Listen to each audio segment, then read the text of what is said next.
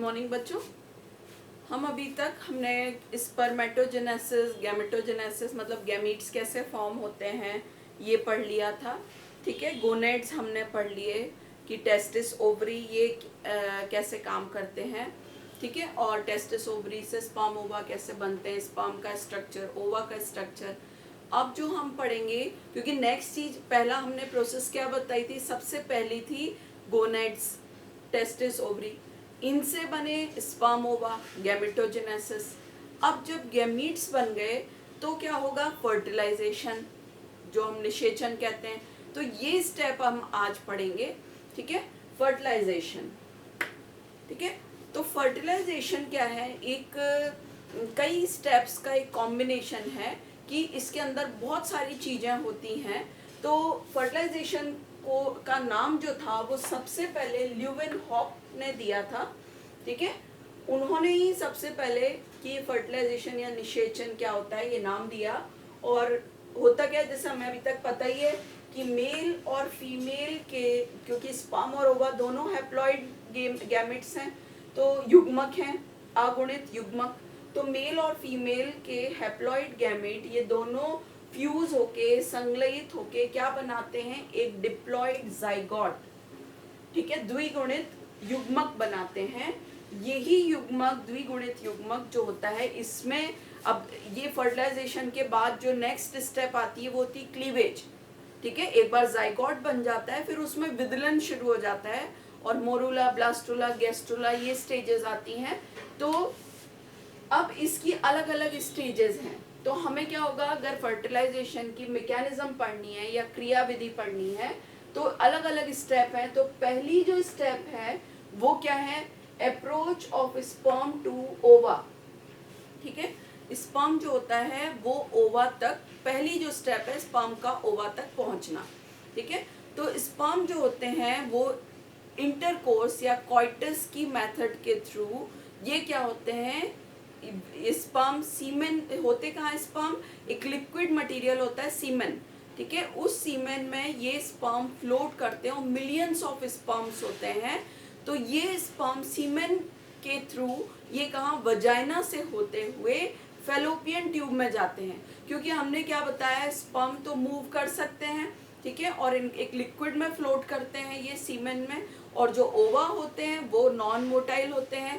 तो जब ओवरी से ओवा रिलीज होता है तो फिम्ब्री, इनफंडिबुलम, फेलोपियन ट्यूब में एम्पुला, इस्थ्यूमस, तो ये वाला जो पार्ट होता है ये यहाँ पर सीलिया होते हैं।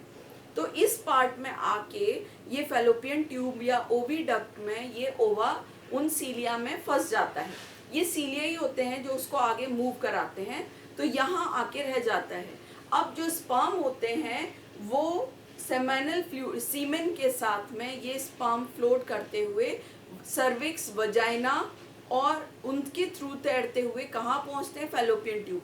तो मिलियंस ऑफ स्पर्म में से सिर्फ 100 स्पर्म ओवा तक पहुँचते हैं। ठीक है, बाकी जो होते हैं वजाइना में बहुत एसिडिक नेचर होता है उसका, तो वो क्या करता है, बाकी के स्पर्म को ख़त्म कर देता है। तो ये जो स्पर्म होते हैं वो एसिडिटी उस वाले निकल के वो कहाँ तक पहुँचते हैं, फेलोपियन ट्यूब तक। और फेलोपियन ट्यूब में क्या होता है, ओवा पहले से ही होता है। तो ये क्या होगा, ये ओवा भी हम क्या कहते हैं कि एक डिसकंटिन्यूअस प्रोसेस थी ओवा फॉर्मेशन की। तो 15th डे मतलब मेंस्ट्रुअल साइकिल जो चलता है उसके 15th डे पर ओवा फॉर्मेशन होता है और वो रिलीज होता है। ओवा की जो लाइफ रहती है, अंडाणु की लाइफ, वो होती है 72 आवर्स। ठीक है, लगभग 2-3 दिन के करीब। तो ये जब तक ओवा वहाँ रहता है वो तब तक वो स्पर्म फर्टिलाइज कर सकता है। ठीक है, तो ovulation 15th day of menstrual cycle के होगा। जो एक्रोसोम होता है, अब ये पहली जो स्टेज थी वो ये हो गई। अब सिर्फ 100 स्पर्म, मिलियंस ऑफ स्पर्म में से सिर्फ 100 स्पर्म कहाँ पहुँचे, ओवा तक पहुँचे। ठीक है, ओवा में पहुँचने के बाद ये फर्टिलाइजेशन प्रोसेस होती है। स्पर्म्स जो होते हैं वो क्या होते हैं, मोटाइल होते हैं और बहुत धीमे मूव करते हैं। 1 to 4 मिलीमीटर पर मिनट, ठीक है। इनकी जो प्रोसेस होती है स्पर्म की ओवा तक पहुंचने की, उसको कहते हैं कीमोटैक्सिस प्रोसेस, ठीक है, कीमोटैक्सिस प्रोसेस। क्योंकि ये जैसे जैसे आगे जाएंगे उनको उस केमिकल रिएक्शन जो होती है वजाइना की, उसको टैकल करना होता है। तो जो स्पर्म ओवा तक पहुंचते हैं वो कीमोटैक्सिस प्रोसेस कहलाती है, ठीक है। जब ये स्पर्म ओवा तक पहुंच जाते हैं तो उसके चारों ओर ये चिपक जाते हैं। जितने भी स्पर्म वहां तक पहुंचते हैं वो पूरे के पूरे ओवा के चारों ओर चिपक जाएंगे। इसे कहेंगे कैपेसिटेशन, ठीक है। Sticking of nucleus to the surface of ova, जो स्पर्म है वो ओवा पर जो स्टिक होते हैं सारे, वो कैपेसिटेशन कहलाता है। अब क्या होता है इसमें एक मैकेनिज्म होती है fertilizin anti fertilizin mechanism. Fertilisation की प्रोसेस में फर्टिलाइजन एंटी फर्टिलाइजन मैकेनिज्म होती है, इसको केमिकल लॉक भी कहते हैं। अब ये जो फर्टिलाइजन होता है, ये फर्टिलाइजन और एंटी फर्टिलाइजन ये हार्मोन्स होते हैं, ठीक है। तो फर्टिलाइजन हार्मोन जो होता है ये तो सिक्रीट होगा ओवा से, ठीक है। फर्टिलाइजन हार्मोन ओवा से सिक्रीट होगा और उसका काम होता है स्पर्म को अट्रैक्ट करना, ठीक है। और ये जो फर्टिलाइजन हार्मोन है ये ज़्यादा से ज़्यादा, मतलब क्योंकि मिलियंस ऑफ स्पर्म रहते हैं तो पॉलीस्पर्मी हो सकती है। पॉलीस्पर्मी मतलब एक ओवा को कई स्पर्म फर्टिलाइज कर सकते हैं। तो इसको बचाने के लिए भी ये फर्टिलाइजन हार्मोन काम करता है। ये एक्स्ट्रा जो स्पर्म होते हैं उनको खत्म कर देता है, ठीक है। एंटी फर्टिलाइजन हार्मोन ये स्पर्म से सिक्रीट होगा और ये क्या करता है, ये किसकी ओर अट्रैक्ट होता है, फर्टिलाइजन हार्मोन की तरफ। फर्टिलाइजन हार्मोन कौन कर रहा है, ओवा। तो ओवम जो होते हैं उसमें ओवम में कई स्पर्मोफिलिक साइट होती हैं। स्पर्मोफिलिक मतलब, फिलिक मतलब होता है अट्रैक्ट करना, फोबिक मतलब दूर जाना। तो ओवम में कई स्पर्म को अट्रैक्ट करने वाली साइट होती हैं, उन्हें स्पर्मोफिलिक साइट कहते हैं। तो जैसे देखा होगा कोई बीज होता है, ठीक है, हम बीन्स देखते हैं तो उसमें क्या होता है, एक जगह एक छेद होता है, एक पॉइंट होता है, उससे कहते हैं माइक्रोपाइल, बॉटनी में पढ़ा होगा। और वहीं से क्या होता है, वो जर्मिनेट होता है। तो वैसे ही ओवम में भी एक माइक्रोपाइल होता है। तो कई स्पर्म जब उस एग पर आके चिपकते हैं, कैपेसिटेशन होता है, तो जो स्पर्म माइक्रोपाइल पर होगा वहीं उसी माइक्रोपाइल से फर्टिलाइजेशन की प्रोसेस होती है। तो बाकी के स्पर्म जो बाहर की तरफ हैं उनमें तो वो नहीं कर पाएंगे, पर जो माइक्रोपाइल की तरफ है वहां पर, ये एनिमल पोल कह लें। तो एनिमल पोल कौन सा बताया था, जहां पर न्यूक्लियस होगा। तो उस न्यूक्लियस में जिस साइड न्यूक्लियस होता है वहीं पर माइक्रोपाइल होगा और वहीं से स्पर्म का न्यूक्लियस एंटर होगा। तो ये फर्टिलाइजन एंटी फर्टिलाइजन रिएक्शन होती है जिसे हम केमिकल लॉक भी कहते हैं, ठीक है। अब पहली चीज हो गई activation of approach of sperm to ova. Sperm ova तक पहुंच गया, फर्टिलाइजन एंटी फर्टिलाइजन रिएक्शन हो गई।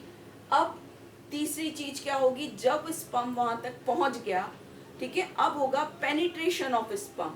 स्पर्म जो है ओवा को पेनिट्रेट करेगा। तो ये जो है ये केमिकल प्रोसेस है, ठीक है। केमिकल प्रोसेस है क्यों, क्योंकि इसमें क्या होता है, जो जैसा हमने बताया था कि स्पर्म में आगे होता है एक्रोसोम, ठीक है। तो ये जो एक्रोसोम होता है स्पर्म का, उसमें स्पर्म लाइसिन एंजाइम होते हैं। ये एक्रोसोम का जो टिप होता है, एक्रोसोम जो स्पर्म का टिप होता है वो एक्रोसोम होता है। इसमें क्या होते हैं, स्पर्म लाइसिन एंजाइम होते हैं जो ओवा की वॉल को डिग्रेड करेंगे, खत्म करेंगे। ये जो एंजाइम होते, ये जो एंजाइम होते हैं, इनमें कौन सा एंजाइम होगा, हाइलो यूरिनिडेज एंजाइम, ठीक है। तो एक्रोसोम में स्पर्म लाइसिन एसिडिक प्रोटीन होता है और इसके अंदर जो ये लाइसिन एंजाइम होता है, ये कौन सा होता है, हाइलो यूरिनिडेज एंजाइम। ये एंजाइम जहां पर माइक्रोपाइल है या एनिमल पोल है, ये एंजाइम स्पर्म रिलीज करता है एक्रोसोम से।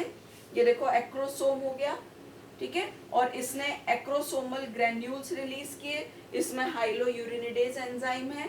तो ये जो ओवा की वॉल है ये डिसइंटीग्रेट हो जाती है, ठीक है, और एक स्पर्म की ट्यूब बन जाती है। तो देखो एक ये पैसेज बन जाता है।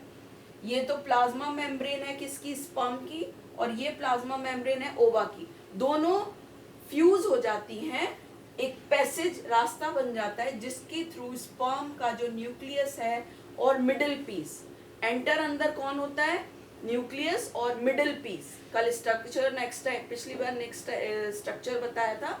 तो न्यूक्लियस और मिडिल पीस ही सिर्फ अंदर एंटर होता है, बाकी बाहर ही रह जाता है, ठीक है। तो ये fusion of plasma membrane of sperm and ओवा, और ये डिसॉल्विंग पार्ट जो डिसॉल्व हो गया, खत्म हो गया और एक पैसेज बन गया, ठीक है।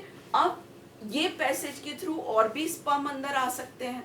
तो इसको बचाने के लिए क्या होता है कि एक फर्टिलाइजेशन मेम्ब्रेन बन जाती है। ओवा में एक फर्टिलाइजेशन मेम्ब्रेन बन जाती है, वो बाकी स्पर्म को अंदर आने नहीं देती, सिर्फ जैसे ही न्यूक्लियस अंदर एंटर हुआ, ठीक है। तो दूसरी जो प्रोसेस है वो penetration of sperm, sperm micro egg का जो माइक्रोपाइल है उसके थ्रू अंदर एंटर होगा, ठीक है। जो मेल हार्मोन है वो एक्टिवेट करता है sperm in fertilising the egg. Male hormone जो रहेगा वो एग को फर्टिलाइजेशन के लिए इनिशिएट करेगा और वजाइना की जो एसिडिटी है उसको कम करता है। पेनिट्रेशन के समय सिर्फ न्यूक्लियस और मिडिल पीस ही अंदर एंटर होता है, किस साइड, एनिमल पोल के साइड, ठीक है। तो सेकंड हो गई, पहला हो गया activation approach of sperm to ova, ova तक पहुंच गया, उसने ओवा को पेनिट्रेट कर दिया, न्यूक्लियस अंदर आ गया, मिडिल पीस अंदर आ गया, ठीक है। अब जो थर्ड प्रोसेस है, तो ये जो प्रोसेस है स्पर्म एग तक पहुंचने की, ये लगभग आधा घंटे की होती है। तीसरी होती है एक्टिवेशन ऑफ ओवम। जैसे ही न्यूक्लियस और मिडिल पीस अंदर आते हैं, ओवम जो होता है वो एक्टिवेट हो जाता है, ठीक है, स्टिमुलेट हो जाता है, उद्दीपित हो जाता है। तो जैसे हमने एग का स्ट्रक्चर पढ़ा था तो उसमें बहुत सारे कॉर्टिकल ग्रेन्यूल्स थे, ठीक है, बताया था ना, उसमें छोटे छोटे कॉर्टिकल ग्रेन्यूल्स होते हैं। तो ये एक्सोप्लाज्म और एंडोप्लाज्म, तो जैसे ही न्यूक्लियस स्पर्म का अंदर आया, ये कॉर्टिकल ग्रेन्यूल्स बाहर की तरफ आकर, मतलब just vitelline membrane, vitelline membrane कौन सी बताई थी, सबसे अंदर की मेम्ब्रेन, तो विटिलाइन मेम्ब्रेन के जस्ट नीचे की तरफ एक फर्टिलाइजेशन मेम्ब्रेन बन जाती है। ये देखो फर्टिलाइजेशन मेम्ब्रेन, और ये जो मेम्ब्रेन है किससे बनेगी, कॉर्टिकल ग्रेन्यूल से। सारे कॉर्टिकल ग्रेन्यूल एक फर्टिलाइजेशन मेम्ब्रेन बनाते हैं, ये साइज में बड़े, और एक पूरी मेम्ब्रेन जिसके कारण और कोई स्पर्म अंदर एंटर नहीं हो पाता। ये जो, तो ये क्या कहलाएगा कि पॉलीस्पर्मी। पॉलीस्पर्मी मतलब कई स्पर्म अंदर एंटर, उनके न्यूक्लियस अंदर एंटर नहीं हो पाते। जैसे ही एक न्यूक्लियस अंदर एंटर हुआ, कॉर्टिकल ग्रेन्यूल्स बाहर की तरफ विटिलाइन मेम्ब्रेन के नीचे आकर एक फर्टिलाइजेशन मेम्ब्रेन बनाते हैं।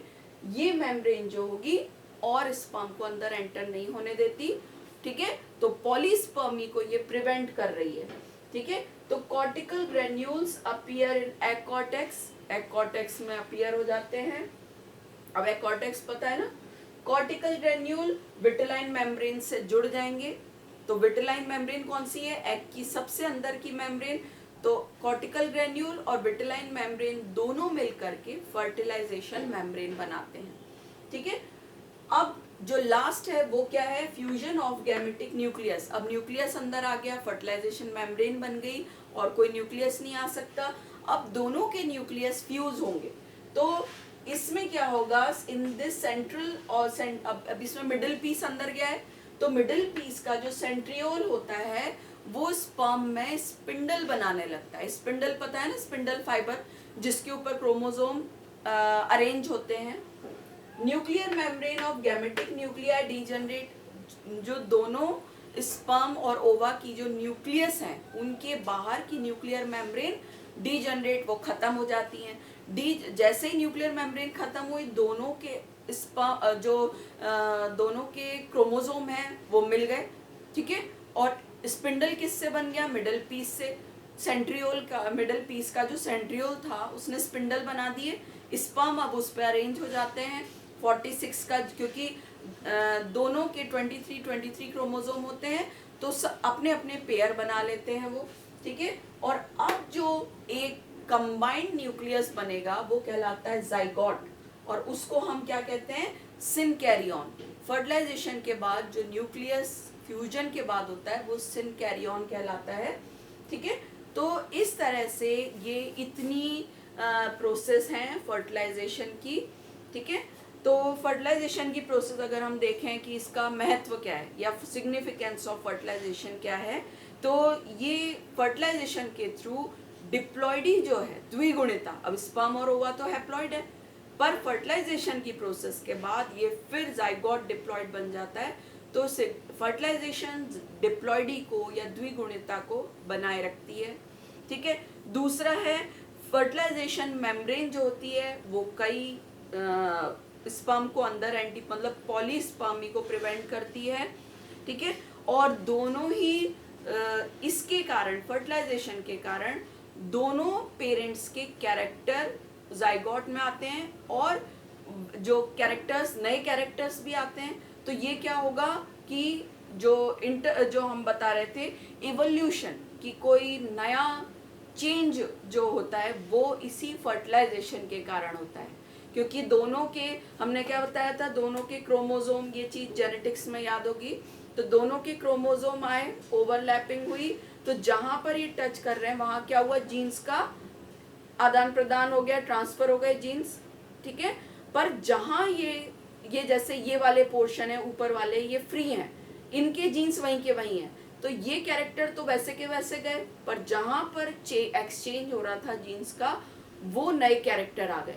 तो पेरेंट के कुछ कैरेक्टर हैं, मदर के कुछ कैरेक्टर हैं, फादर के कुछ कैरेक्टर हैं, और वो जो चाइल्ड होगा उसके खुद के कुछ कैरेक्टर, तो कोई एक चेंज होता है। तो वेरिएशन इसी फर्टिलाइजेशन के कारण, तो इवोल्यूशन का बेस वेरिएशन ही है, ठीक है। तो सिग्निफिकेंस में आप ये बता सकते हो। नेक्स्ट टाइम हम नेक्स्ट टॉपिक पढ़ेंगे, ठीक है। और बुक से जरूर पढ़ना, ओके। Thank you.